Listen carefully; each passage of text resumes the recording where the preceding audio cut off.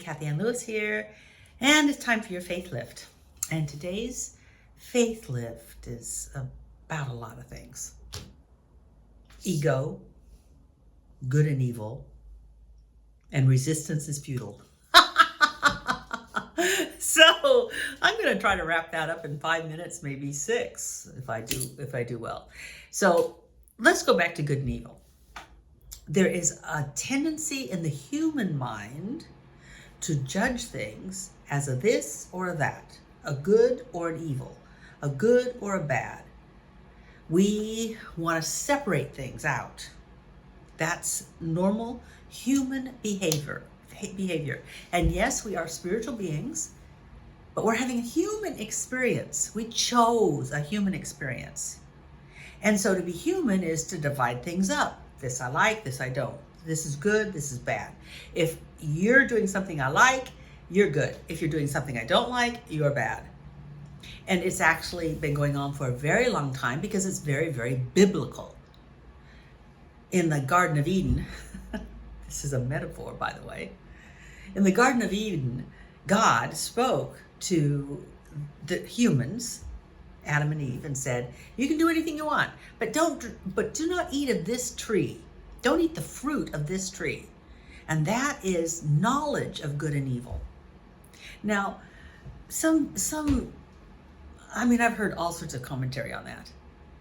That God didn't want us to be as powerful as it was because we would know the difference between good and evil. But I think it was human intuition, understanding that what keeps us out of paradise, what keeps us out of the Garden of Eden or heaven on earth, is the belief that this is good and this is bad, and this is good and this is bad. You can't be in heaven and be that judgmental and segregate things that much. You can't be in heaven and do that. It's okay. I'm not saying it's not right because, that would be judging things. But I will say that when I get judgmental, I am not in heaven. And you just check that out for yourself. So some people develop the idea that the devil or the snake is that which makes us fall and makes us fall into this self-belief self-perpetuating belief that there's good and evil and right and wrong, and that it was all the devil's fault. Well, guess what? For those of you that are probably watching this, we don't believe in the devil anymore, do we? Do we? So who do you blame when you get all upset with yourself? I think for a lot of metaphysicians, a lot of awakened people, we start blaming the ego. See, I would be a spiritual person, except I have this ego, and this ego makes me see this, and the ego makes me see that. Well, guess what? It's just the same old story, good and evil. My spirit is good, and my will, my ego is we wouldn't call it evil necessarily, but we will say that it keeps us from knowing ourselves as good. But we're also kind of tricky. So we can use the ego, or the ego can use us, because the ego's purpose is to keep us safe. That's all it is. It's just a mechanism within the human spirit to keep us safe. So what we can do is we can let the ego try to keep us safe by not judging ourselves, because to judge ourselves feels bad. It's okay to judge others, but to judge ourselves feels really bad. So we will do a spiritual bypass and say things like, since all is God, all is perfect, and everything is wonderful, and you have no job and your relationships are falling apart, and you have 100 little hurts in your body. Really? Really? All is perfect? So what do we do about that? I've been working with people lately, and what seems to work for myself and my work with others is that we resist not evil or the belief that there's something bad going on. Don't resist it. Don't resist the pain. Don't resist the stuff that we do, because our country is so depressed right now. According to statistics, suicide's up, even among young people, because we're not taught how to react to our own stinking thinking in a mature way. We don't have skills for that. Because if you take away the devil, then all you're left with is yourself, and that can be depressing if you're not doing a very good job with yourself. It's depressing. So what do we do? When I work with people, I ask them to take the thing that they don't like about themselves, take it into their consciousness, and we do a whole process around this, and find within that thing they don't like the good intent, such as good intent with procrastination, the good intent with resistance, the good intent with beliefs that we have about ourselves. Because see, if all is really good and only we can make it up that it's good or evil, if God created everything, this is also in the Bible, by the way, very biblical. If God created everything and said, it's all good, then we fall short of that glory when we start saying, yeah, but there's this and there's this and there's this. And God said, we were good. We are in the image and likeness of divine creation. And yet we say, but I'm this and I'm this and I'm this. And then we separate ourselves from what could happen as God evolves us into our own spiritual magnificence. The purpose of our philosophy is to awaken humanity to its spiritual magnificence, not to fix us. And we awaken by embracing,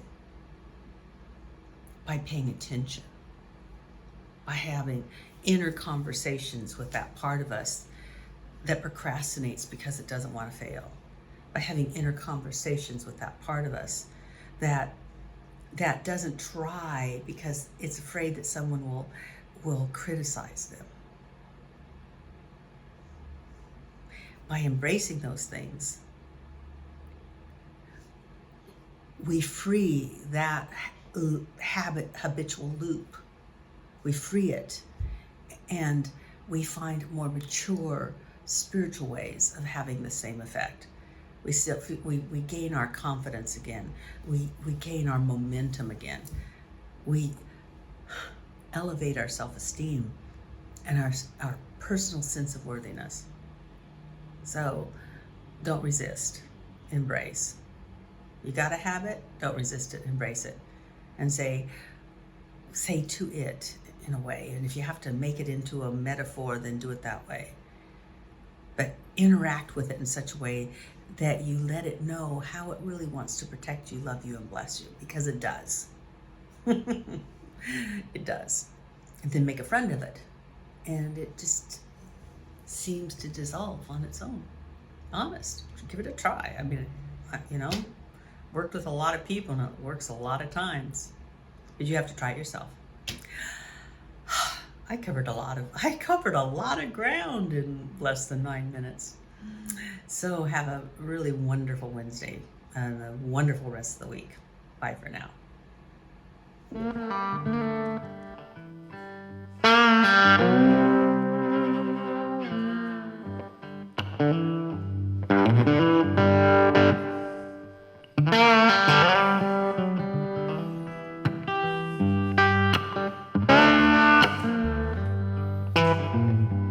Glory, glory, hallelujah. Since I laid my burden down, glory, glory, hallelujah. Since I laid my burden down, no more sickness, no more sorrow. Since I laid my burden down, no more sickness, no more sorrow.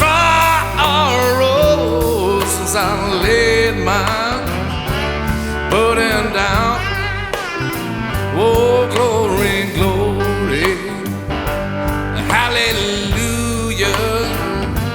Since I laid my burden down,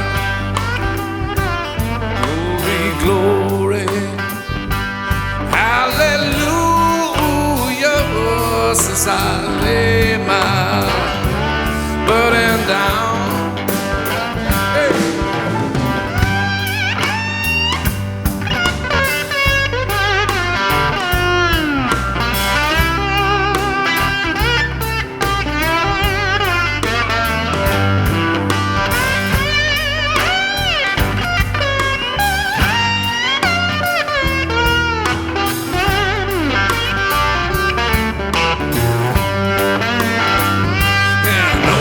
Sickness, Lord, no more sorrow since I laid my burden down.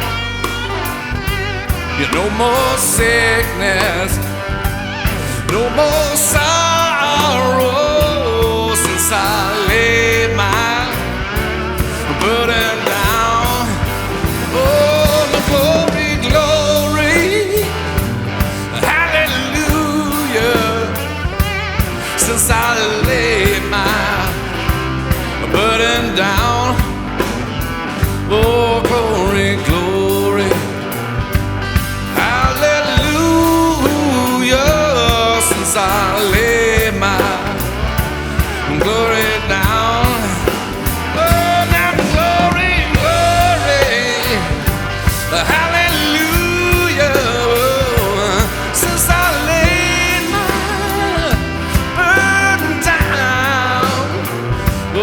glory, glory, hey, hallelujah.